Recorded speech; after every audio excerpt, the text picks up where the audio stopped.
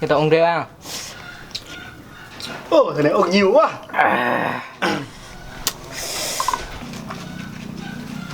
Thôi, giờ mình đưa cho anh này. Ồ, xin phép.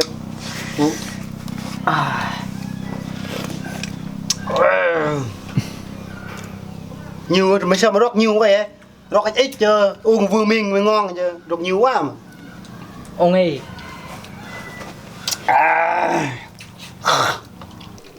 Nè, rót cái vậy này, mình uống ngon ngon này. Mình rót đầy quá mà này.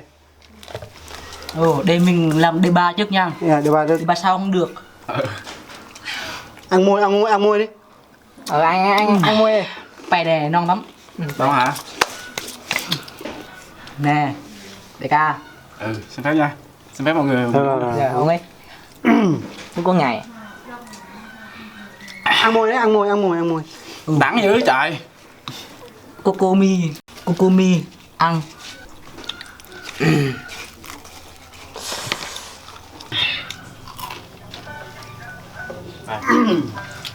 Ồ, món ăn này. Nhiều ăn mì tôm cũng ngon rồi chứ. Nhất là muối ăn ngon à. Mì gì đây? Ông rượu chưa đu ly. Chưa đu ly rung. Sắp đổ hết rung rồi. Mấy chưa đổ rung hả? Chưa đu rung lắm. Chứ đu to nè mà.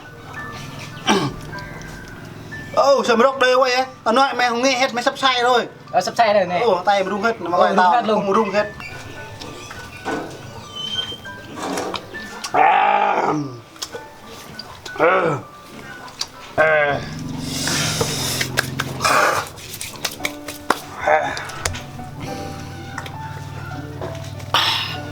Ngon. Rượu đắng quá. Rượu này mua nhà ai mà đắng dưới. Mà ngon. Đắng ngọt ngọt.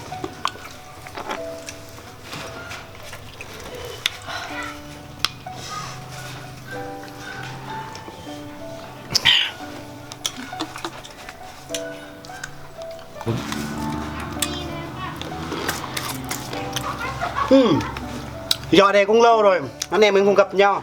Sao? Bữa nay gia đình của anh em bữa nay có khỏe không? Nhà tao vẫn bình thường. Mà bữa nay á, mùa này toàn lá mì, ăn lá mì khỏe lắm.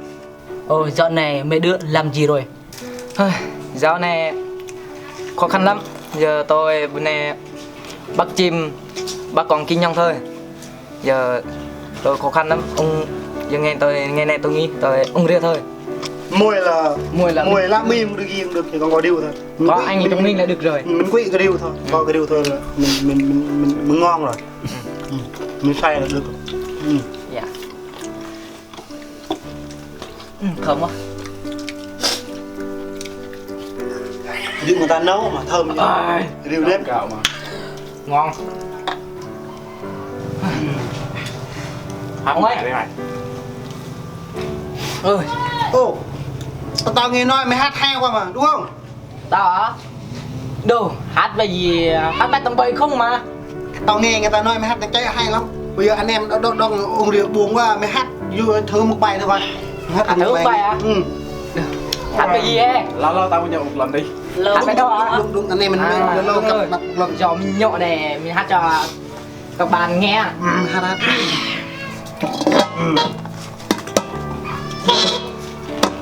Hát.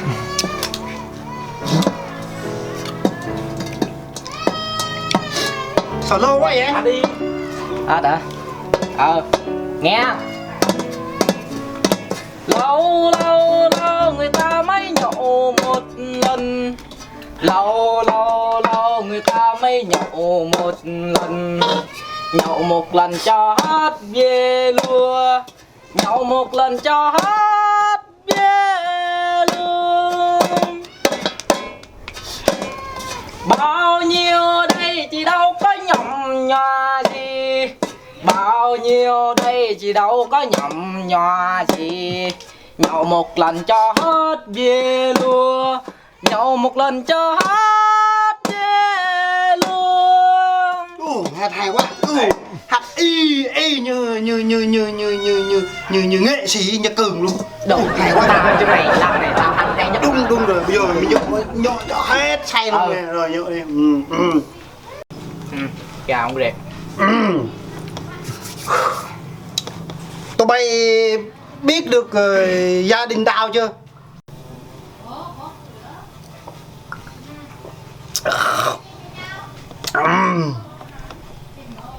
Dạ, mày bạn uống. Mới hôm bữa tao mới bán được 3 con bò, 3 mẹ con luôn. Không phải bò cỏ nha, bò lai, bò to. Mình mới mua được một chiếc xe. Chạy nhanh lắm. Nhanh đến nỗi mà ở trong làng đây á không có một thằng nín nào mà có thể chặt được xe tao hết á. Nhanh lắm. Thế bạn tao mới bán bò. Thế tụi bay có gì không? Wow. Tao nói cho tụi mày biết này. Nhà tao á mới bán 2 lô đất, mua một chiếc mô tô chạy nhanh lắm luôn á. Nhanh hơn cả máy bay luôn. Trong cả làng, thanh niên trong cả làng này thấy tao gọi tao đại ca luôn á. Sao mày giống tao thế? Sao tao với mày giống nhau được? Mày bán bò, tao bán đất mà. Đương nhiên đất mắc hơn bò chứ. Đâu, các người không biết bò này đâu. Đây bò lai mà, đâu, to lắm. Bằng bò đó là đắt lắm. Không giống như bò có gì nước bớt đâu. Xe tao hả? Mỗi khi chạy ra đường á, anh em bằng shop đau hết cừ luôn. Nó sợ xe tao giống bô nó mạnh quá mà. Ủa, sao bạn mày? Tại vì ông bô xe tao mạnh quá mà. Mỗi khi tao chạy ra đường á, giống như là đông đất vậy á, rung hết luôn. Nhưng nhà ai mà làm nhà tôn sập hết luôn. Nhưng ai mà mặc con áo mà đủ rớt hết luôn á, nên người ta sợ, người ta đau hết cừ luôn, nập hết vô nhà luôn. Xe tao mạnh lắm. Bạn này lao quá. Xong bạn tao nói lao được. Tao vì nó anh em mà, anh trộm mic mà. Tao biết hết nó luôn á. Nó thật hết luôn á. Được, ghê vậy. Còn xe tao á, mỗi khi tao chạy ra đường, chạy 180 km/h, cả làng bỏ hết cơm. Còn mấy đứa nhỏ bỏ hết vở, bỏ hết sách. Ba mẹ thì bỏ hết con cái ra ngoài xem xe tao chạy thế nào á. Đồ mà, mày nhớ cái tao vậy? Xe tao hơn gì mày nói xe mày hơn xe tao vậy? Mày không tin hả? Mày cứ hỏi ra làng tao đi. Xe tao chạy không cần đội mũ bảo hiểm luôn á. Ủa sao bữa hai đứa mình chạy xe đu mũ bảo hiểm sao ta? Được, an toàn giao thông này. An toàn giao thông? An toàn giao thông. Mày không tin xe tao hơn xe mày hả?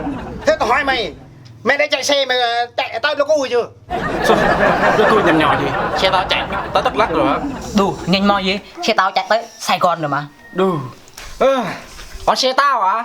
Xe tao sung pin luôn á. Xe mày mua bao nhiêu? Bây giờ mày tao muốn đua không? Xe mày dám đua xe tao hả? Dám. Đây, Đi, Đua luôn. xe mày mua bao nhiêu mà dám đua với xe tao? Xe mày bán bò với tao, xe tao bán đất mà. Mày em đua không? Bò mẹ mình bán 5 triệu, còn bò bố mình bán 10 triệu, còn bò con chưa 18 mình bán 15 triệu. Tổng cộng thêm tiền đổ xăng nữa là 30 triệu, có tờ 15.000 đồng. Tưởng gì? Sao xe mày rẻ thế? Chắc mày mua thùng rác đúng không? Cái gì? Xe mua thùng rác hả? Chưa. Thế xe mày bao nhiêu? Mày mua bao nhiêu?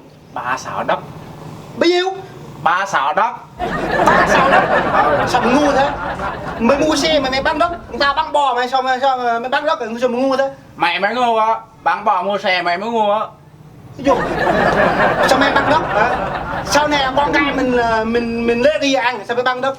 Đất nhà tao nhiều quá nên tao bán bớt. Đủ sao nhà này giàu dữ vậy? Sao đất nhiều quá vậy? Thôi, mày đi lấy xe mình đua đi. Đây, đua đi, đua. Thôi, tao lấy xe đất, xe bò ai chạy nhanh hơn. Mày em đua không? Tao hả? Dám chứ? Anh không em. Đi lấy xe đi. Đi, ơi, bạn. Đây, mày đi lấy xe đi. Đi lấy xe. Lấy xe Xe tao trong nhà, tao bỏ khoa đồ. Đi lên đi. Chạy đua. Xe ô tô hả? Bây giờ bố mặc một lời, ta chạy được anh nhanh hơn. Đi, nhanh lên. Nhanh. Tao xài đủ mà. Đủ má, xe đại ca mày không thắng đâu. Đủ má đại ca mày dám má quá à. Ca tao đủ má, xe đại ca tao bắn bò đủ má thằng này. Đủ má, xe đại ca tao bắn. Đủ má xe đại ca tao bắn bò đủ má mày qua đi.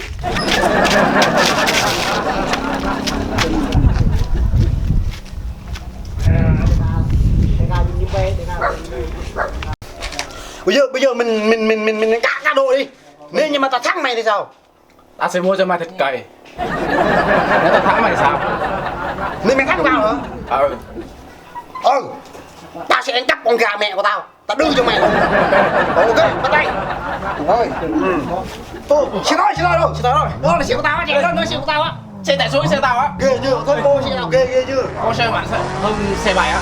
Giờ cái gì xe tao mặc áo xe mày á. Xe đất xe nặng hơn xe mày á. Xe tao nó chạy qua đây hả? Yêu ngoài đây mà.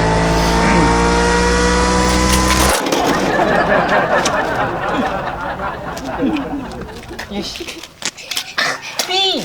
Ủa mày có xây dựng cái lại gì hết. Đi đường khác ấy. Đừng đen được. Dạ đi ca. Xe tới kìa. Xe tới rồi. Xe bò. Đây này thì mình đua.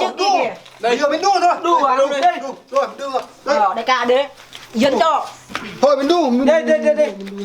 Dạ đi ca này. Mình đua. Đây. Cái đâu? Ở bên cái kia. Thôi đi. Ô, xe bên nào? Xe bên này.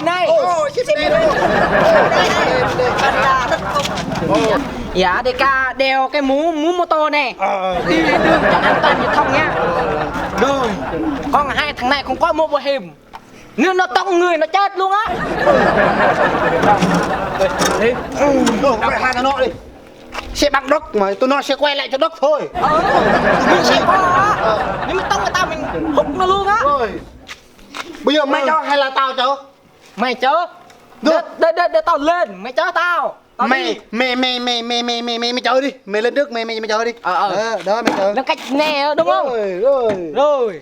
Chuẩn bị. Từ từ. Khoan. Nghe bố xe tao đi trước đấy à? Bắt đầu.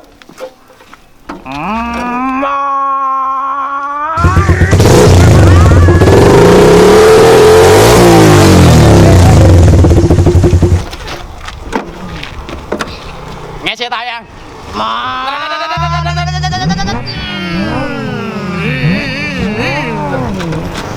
Xe này kêu lạ nhỉ? Đất. Ngoan. Có xe mình kêu khác đi. Xe mình kêu khác. Rồi, quay đâu đi. Đua đây. Đâu, chuẩn bị.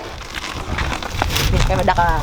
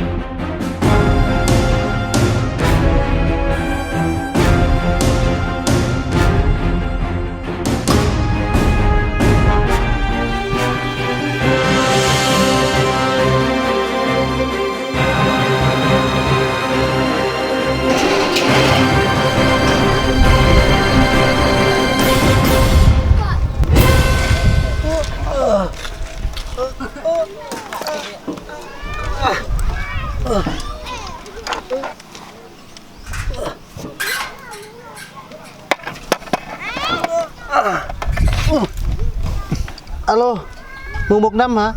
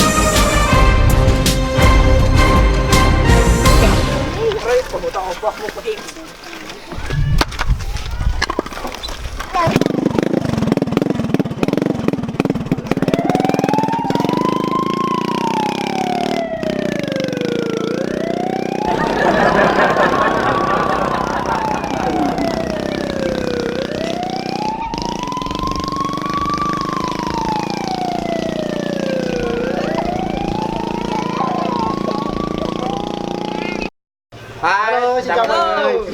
Dạ, hôm nay anh em chúng tôi đang quay một bộ phim ngắn. Đó là nói về xã hội bữa nay tất cả thanh niên uống rượu bia nhậu và chạy xe thi đua. Và chúng tôi muốn nói về cái đó là nếu mà uống rượu bia rồi không nên chạy xe, và không nên chạy xe quá nhanh hoặc là thi đua với nhau. Và luôn luôn nếu mà chạy xe thì phải đội nón bảo hiểm để an toàn cho mình và cũng như an toàn cho tất cả xã hội. Vâng.